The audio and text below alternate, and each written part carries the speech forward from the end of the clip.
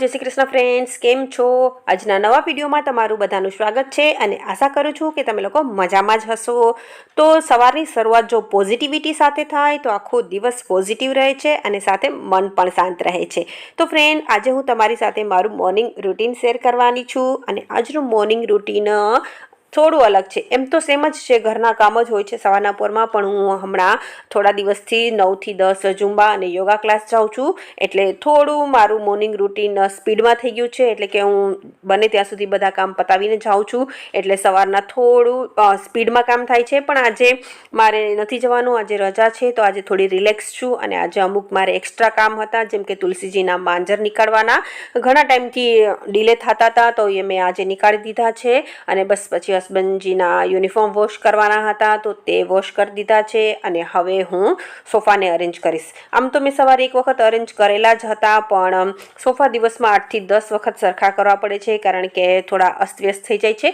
રેક્ઝિનના sofa છે એટલે cover છે તે સ્લીપ થઈ જાય છે, એટલે થોડું બેસવાથી બી કવર હટી જતા હોય છે. એટલે હું એને વારંવાર ઠીક કર્યા રાખું છું, કારણ કે સોફા અરેન્જ હોય ને તો હોલ આખો અરેન્જ લાગે છે. અને બસ હવે હું નાસ્તો કરીશ. તો ફ્રેન્ડ, નાસ્તામાં ચા અને ટોસ્ટ છે.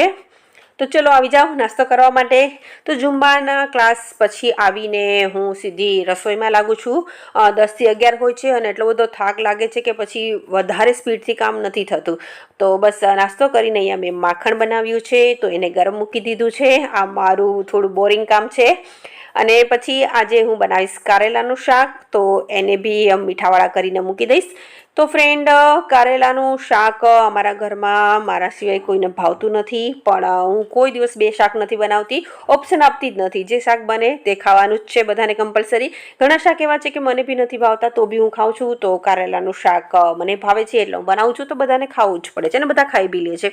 પહેલેથી જ બધાને આવી આદત છે કે મારા ઘરમાં સ્પેશિયલી બે શાક નથી બનતા. એમ ઘણી વખત બને છે, એવું નથી, પણ એ ચોઈસથી નથી બનતા કે આ નથી ભાવતું એટલે આ શાક બનાવવાનું છે. ઓકે, તો અહીંયા કારેલા બહુ જ ફ્રેશ છે, તો એને ખાલી હલકા ફુલકા મેં પીલ ઓફ કરી લીધા છે અને એકદમ કૂણા છે. તો પહેલાં તો મને વિચાર આવ્યો કે કારેલાનો જે મસાલો છે તે બિલકુલ બી સ્વીટ ના બનાવું, એના જે સીડ્સ છે એ ભરીને જ મસાલો બનાવું.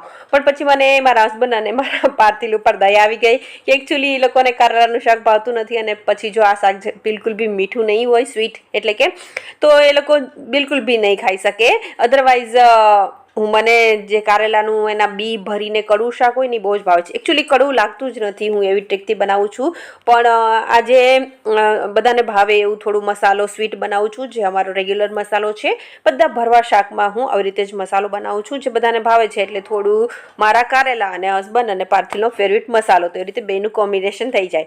અને પછી જો અહીંયા ઘી ગરમ થઈ ગયું છે, તો ઘીને ગાળી લઈશ અને થોડું મારું વચ્ચે વચ્ચે એડિટિંગનું ને મેસેજનું કામ ચાલતું હોય બિઝનેસને લઈને, તો તે પણ કરતી જાઉં છું. અને તો બી મારી પાસે હજી ઘણો ટાઈમ છે, હજી 10 પણ નથી વાગ્યા. તો વિચાર્યું કે ચલો થોડો નાસ્તો બનાવી લઈએ. તો ફ્રેન્ડ, આજ લક્ષ્મીનારાયણનો ચેવડો બહુ જ ફેમસ છે અને એ મારા હસબન્ડને બહુ જ ભાવે છે, એનો ફેવરિટ છે. તો તે બનાવીશ. તો તેના માટે અહીંયા મેં જાડા પૌવા લીધા છે, ચોખાના જે થોડા જાડા પૌવા આવે છે તે લીધા છે અને એને ચાળી નાખ્યા છે. અને બસ પછી એમાં જે મારે નાખવાની છે વસ્તુ, જેમ કે દાળિયા, તો તે લઈશ થોડાક, અને થોડા લઈશ કાજુ. ઓપ્શનલ છે, ન નાખવા હોય તો કેન્સલ કરી શકો છો. અને પછી અહીંયા મેં લીધા છે સિંગદાણા. કાજુ અને કિસમિસને નાખવાથી થોડો ચેવડો રીચ બને છે, એટલે અહીંયા કિસમિસ અને કાજુ થોડા નાખીશું. કિસમિસ વધારે નાખું, કારણ કે એ છોકરાઓને વધારે ભાવતી હોય છે અને અમારા ઘરમાં સ્વીટ વધારે ખવાય છે, એટલે ગળ્યું તો છોડે જ નહીં કોઈ. અને પછી પૌવાને સામે રાખવાના છે ને એ પ્રમાણે મસાલો બનાવવાનો છે. મસાલો પહેલેથી જ બનાવી લઈશું. તો પહેલાં તો સ્વાદ અનુસાર નમક, પછી ખાંડ મેં 3 ચમચી નાખી છે, કારણ કે આ ચેવડો થોડો ખાટો, મીઠો અને તીખો હોય છે. પછી ધાણા જીરું, લાલ મરચું, હળદર, અને પછી એમાં આમચૂર પાવડર ખટાશમાં. તમે એની જગ્યાએ લીંબુના ફૂલ ખાંડીને પણ નાખી શકો છો. હવે બધાને પ્રોપરલી મિક્સ કરી દેવાનું છે. જો આ મસાલો તૈયાર હોય અને બધી વસ્તુ રેડી હોય તો આ ચેવડો બનાવતા ખાલી 15 મિનિટ જ લાગે છે, અને આ ચેવડો બહુ જ ટેસ્ટી લાગે છે. છોકરાઓને ટિફિનમાં આપવા પ્લસ ચા સાથે પણ તમે આને એન્જોય કરી શકો છો. તો બસ ચલો હવે આપણે બધું ફટાફટથી ફ્રાય કરી લઈએ. અને હા, એમાં લીમડો નાખવાનો છે, તો એને મેં ધોઈ અને કોરો કરી લીધો છે. કિસમિસ સાથે જ નાખી દઈશ, કારણ કે વધારે એને ટાઈમ નથી લાગતો ફ્રાય કરવામાં. અને પ્લસ અહીંયા મેં કોપરું લીધું છે, તો એની પતલી પતલી ચિપ્સ કરશું. આ બધું નાખશું ને તો એકદમ એનો લુક છે ને એકદમ રેડીમેડ જેવો આવે છે. તો ફ્રેન્ડ, બસ હવે આપણે આને ખાલી ફ્રાય કરવાનું છે. તો આ લક્ષ્મીનારાયણનો ચેવડો છે તે મહારાષ્ટ્રમાં બહુ જ ફેમસ છે. હવે તો ગુજરાતમાં પણ મળવા માંડ્યો છે. પણ જ્યારે પણ અમે બોમ્બે પૂના જાય છે ત્યારે આ ચેવડો જરૂર લઈએ છીએ અને કોઈ ત્યાંથી ગેસ્ટ આવે છે તો બી આ ચેવડો લઈને જ આવે છે. આ ચેવડો કોસ્ટલી આવે છે પણ ઘરે તમે તેને આરામથી ઓછા ખર્ચામાં બનાવી શકો છો. અને થોડો ઘણો ચેવડો તો આપણા ગુજરાતીઓના ઘરમાં પૂરો જ ન થાય. તમને ખબર છે, ચા સાથે અને જમવા સાથે બધા સાથે આપણે ડ્રાય નાસ્તા જોતા હોય છે. તો ફ્રેન્ડ, બસ અહીંયા મેં તેલ ગરમ મૂકી દીધું છે. તેલ ગરમ થાય એટલે આપણે ફટાફટ બધી વસ્તુઓને તળી લેશું. તો પૌવા તળવા માટે થોડું તેલને સરખી રીતે ગરમ કરવાનું છે એટલે ફટાફટથી પૌવા ફૂલી જાય.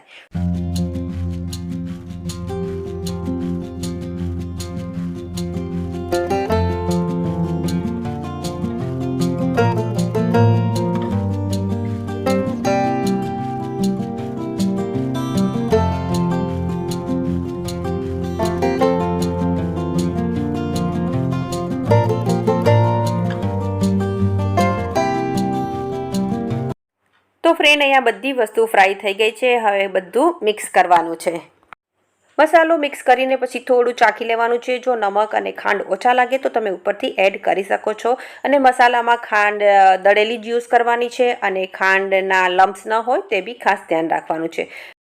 તો અહીંયા બધું ગરમ ગરમ જ મિક્સ કરવાનું છે એટલે મસાલા સરસ રીતે મિક્સ પણ થઈ જાય અને એની જે કાચાપણાની સ્મેલ પણ ના આવે. તો અહીંયા મિક્સ કરીને થોડી વાર એને રાખી દેશું એટલે હળદરનો પણ સરસ કલર આવી જાય અને મસાલા પણ સરસ રીતે એકબીજામાં મિક્સ થઈ જાય. અને ત્યાં સુધીમાં હું મમરા બનાવી લઈશ. તો ફ્રેન્ડ, અહીંયા મમરા માટે સૌથી પહેલાં મકાઈના પૌવાને ફ્રાય કરીશ. મમરા અમારા ઘરમાં બધાને બહુ જ ભાવે છે. હમણાં તો છોકરાઓ મોટા થઈ ગયા એટલે બનવાના પણ ઓછા થઈ ગયા. અધરવાઇઝ 2 થી 3 વખત મહિનામાં હું મમરા બનાવતી. તો બસ અહીંયા મમરા માટે મકાઈના પૌવાને ફ્રાય કરી દીધા છે અને પછી મમરાને પણ વઘારી દીધા છે. અને બસ હવે બંને મિક્સ કરી દઈશ અને બસ અહીંયા મારો બીજો નાસ્તો પણ રેડી થઈ ગયો છે. તો ફ્રેન્ડ, આજનો મારો જે ફ્રી ટાઈમ હતો 1 કલાકનો, એનો ખૂબ જ પ્રોડક્ટિવ રીતે યુઝ થયો છે. આજે મેં 2 નાસ્તા બનાવી લીધા છે અને હવે રસોઈની પ્રિપેરેશન કરીશ. તો સૌથી પહેલાં તો કારેલાને બોઇલ કરીશ. તો કુકરમાં મેં અહીંયા થોડું પાણી લીધું છે અને પછી નીચે ડીશ મૂકી છે અને કારેલાને હવે બોઇલ કરીશ. કારેલામાં બિલકુલ બી પાણી નથી નાખવાનું અને 1 થી 2 સીટી જ વગાડવાની છે. અને પછી બીજી સાઈડ અહીંયા કુકરમાં મગ ભાત એકી સાથે બાફવા મૂકી દઈશ. તો ફ્રેન્ડ, જ્યારથી ઝુંબા અને યોગા ક્લાસ સ્ટાર્ટ કરેલા છે ત્યારથી થોડો વધારે થાક લાગે છે કારણ કે બહુ ટાઈમ નથી થયો, 10-12 દિવસ થયા છે. તો સ્ટાર્ટિંગમાં તો થોડું બોડી પેઇન થાય જ છે એટલે એક્સ્ટ્રા કામ કોઈ પણ થતું નહોતું. તો આજે રજા હતી તો બસ આજે મેં 2 નાસ્તા બનાવી દીધા છે. હવે જે તેલવાળા વાસણો છે તેમાં લોટ લૂછી અને લોટ બાંધી લઈશ. મકાઈના પૌવામાં તો બહુ તેલ નથી હોતું મમરામાં, પણ જે ચેવડો બનાવ્યો છે તેમાં તેલવાળા વાસણો વધારે થયા છે એટલે સરખી રીતે લૂછી લીધું છે. હું ઓલવેઝ તેલવાળા વાસણોને લોટ બાંધીને જ ક્લીન કરું છું અને પછી વોશ કરું છું. તો ફ્રેન્ડ, બસ અહીંયા મેં લોટ બાંધી લીધો છે. તો ફ્રેન્ડ, ઘરમાં હું કોઈ પણ એક્સ્ટ્રા કામ કરું છું ને ત્યારે મને બહુ જ ખુશી થાય છે કે હા, આજ મેં મારા રેગ્યુલર ટાઈમમાંથી ટાઈમ નીકાળીને એક્સ્ટ્રા કામ કરી લીધું. કારણ કે મારું શેડ્યુલ થોડું બિઝી હોય છે. યુટ્યુબ છે, બિઝનેસ છે, ઘરના કામ છે, પ્લસ ઘરના કામ બધા હું જાતે કરું છું. તો એક્સ્ટ્રા કામ માટે ટાઈમ નીકાળવો થોડો મુશ્કેલ થઈ જાય છે. થોડું પ્લાનિંગ કરવું પડે છે. નીકળી તો જાય છે પણ હમણાં ઝુંબાના ક્લાસ છે તો 10-12 દિવસથી તો થાક બહુ જ લાગે છે. તો કંઈ થઈ નહોતું શકતું. તો જો ફ્રેન્ડ, ચેવડો ઠંડો થઈ ગયો છે અને કેટલો ફાઇન બન્યો છે. ટેસ્ટમાં બહુ સરસ બન્યો છે. જરૂરથી ટ્રાય કરજો, તમને જરૂરથી ભાવશે. તો અહીંયા મમરા અને ચેવડાને મેં સ્ટોર કરી દીધા છે. હવે ફટાફટથી શાકનો મસાલો બનાવી લઈશું. તો એના માટે અહીંયા મેં ચણાનો લોટ લીધો છે. હવે તેમાં સૌથી પહેલાં ધાણા જીરું નાખશું. ધાણા જીરુંની ક્વોન્ટિટી થોડી વધારે નાખવાની છે. પછી હળદર, લાલ મરચું, સ્વાદ અનુસાર નમક,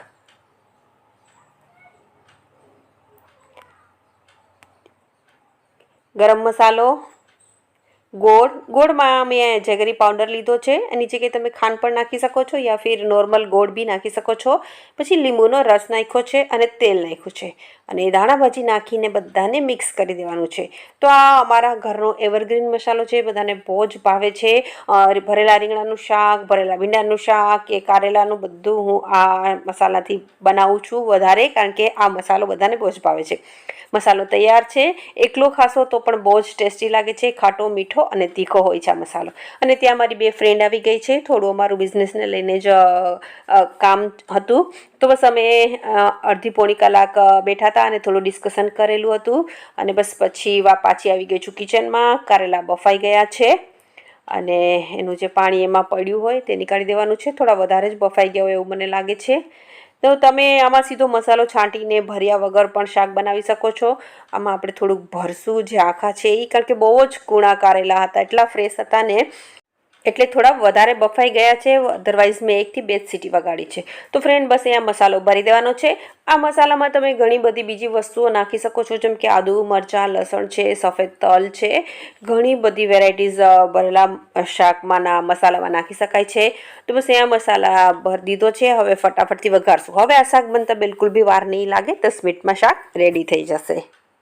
તો બસ અહીંયા શાક માટે કડાઈ મૂકી દીધી છે અને એમાં 2 મોટા ચમચા તેલ નાખીશ. તો ફ્રેન્ડ અમારા ઘરમાં તેલ બહુ જ ઓછું ખવાય છે. હું શાકમાં પણ તેલનો યુઝ બહુ જ ઓછું કરું છું. આજ તો થોડું ભરેલું શાક છે અને ચણાનો લોટ હોય છે એટલે થોડું વધારે તેલ જોઈએ.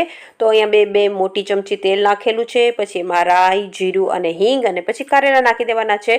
મસાલો તો આમાં આપણે બિલકુલ બી કરવાનો નથી, કારણ કે મસાલામાં જ આપણે બધી વસ્તુઓ નાખી દીધેલી છે. અને બસ પછી જે એક્સ્ટ્રા મસાલો વધ્યો છે તે ઉપર નાખી દેવાનો છે અને પછી થોડું પાણી છાંટશું, કારણ કે ચણાનો લોટ છે અને પછી તેલ બી આપણે બહુ વધારે નાખ્યું નથી, એટલે જે મસાલો છે તેને પાકવા માટે આપણે થોડું પાણીનો છંટકાવ કરશું. વધારે નથી નાખવાનું, 1 થી 2 ચમચી જેટલું જ પાણી નાખવાનું છે અને પછી ડબલ હીટિંગ પ્રોસેસથી શાક બનાવવાનું છે, એટલે કે નીચે તવી રાખવાની છે અને પછી ઉપર ઢાંકી દેવાનું છે. 4 થી 5 મિનિટમાં મસાલો બધો પાકી જશે અને શાક રેડી થઈ જશે. તો 4 થી 5 મિનિટ પછી જો ફ્રેન્ડ શાક રેડી થઈ ગયું છે. આને તમે 3 થી 4 દિવસ સુધી ફ્રીજમાં પણ સ્ટોર કરી શકો છો. અને હવે હું જમી લઈશ, કારણ કે હું રોટલીને હમણાં સ્કીપ કરું છું, રોટલી નથી ખાતી. તો મગ, ભાત અને કારેલાનું શાક અને સલાડ, આ મારું આજનું લંચ છે. તો ચલો ફ્રેન્ડ્સ, આજનો વિડીયો અહીં પૂરો કરું છું. વિડીયો પસંદ આવ્યો હોય તો લાઇક કરજો, કમેન્ટ કરજો અને ચેનલ પર નવા હોય તો ચેનલને સબસ્ક્રાઈબ કરજો. પાછા ફરી મળીશું નવી સ્ટોરી સાથે. ત્યાં સુધી bye, take care, thank you.